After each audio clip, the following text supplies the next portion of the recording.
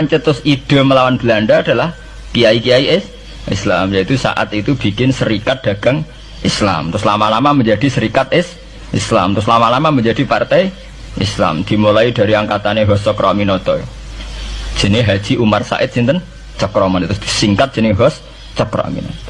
Jadi tidak bisa Indonesia itu meninggalkan partai Islam, karena dulu pertama pendiri era kepartaian niku malah partai-partai apa? Islam yang lahir di Solo, di Jogja. Bahkan sebelum ada negara yang bernama Indonesia, itu ada negara yang bernama Demak Bintoro, ada Demak Ngayogja napa Karto. Itu semua negeri napa Islam. Ya paham. Sehingga secara kesejarahan kita tidak kalah sama tuanya Soekarnoisme atau Partai PNI.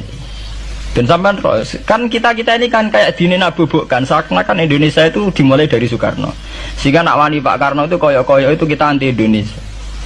Ya kita tidak mungkin nggak menghormati Soekarno, beliau sebagai pahlawan besar kita hormati. Ya, tapi ya kebesaran Pak Karno demi bangsa Indonesia jangan kemudian direduksi, disederhanakan hanya melewati partai.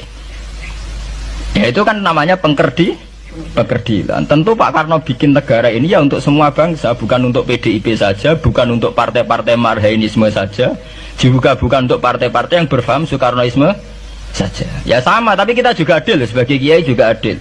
Hos Cokroaminoto bikin partai Islam adalah untuk mengusir Belanda dari bumi Indonesia, yang nantinya juga untuk kepentingan semua bangsa Indonesia, tidak hanya yang Islam saja.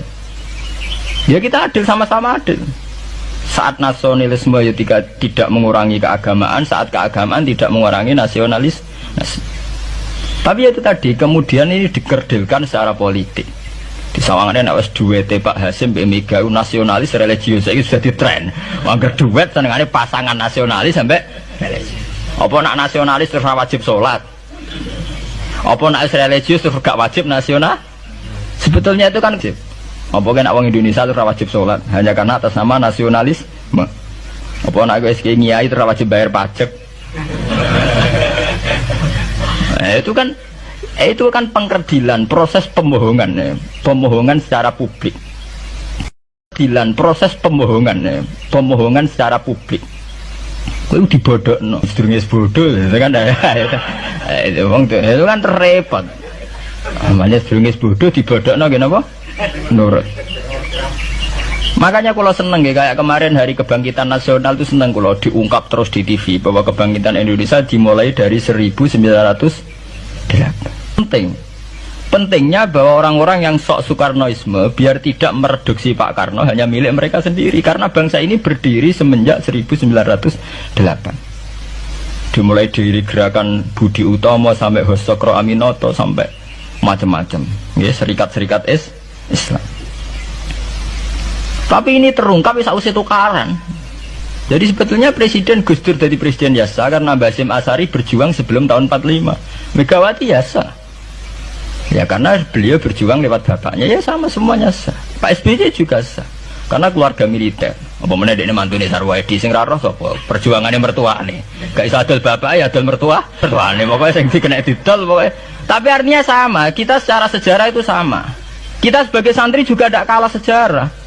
Karena berdirinya nasional adalah lewat para kiai. Itu takokno sejarawan manapun, kayak profesor siapa di UI, siapa saja profesor-profesor sejarah bilang bahwa awal kebangkitan Indonesia itu dari partai-partai Islam. Bahkan versi orang nasionalis sekalipun tuh bilang, karena Islam adalah satu agama yang paling sensitif terhadap penjajahan. Karena Islam melahirkan satu paham jihad, bahwa ketika ada kolonial Belanda, wong Islam terinspirasi harus jihad. Sehingga lahir partai-partai Islam. Dulu yang dilawan itu perdagangan. Ini kalau cerita sejarah, santri-santri sadar. Jadi santri salaf dengan model sekarang sing ra roh duit, ra roh dagang itu sebetulnya mengkhianati pendiri santri. Lho boten niku lho fair, sing gak seneng dagang, gak seneng mergawe itu mengkhianati pendiri pesantren. Sampai lihat sejarah, tahun 1908 itu namanya tidak SI, tidak Serikat Islam, tapi Serikat Dagang Islam.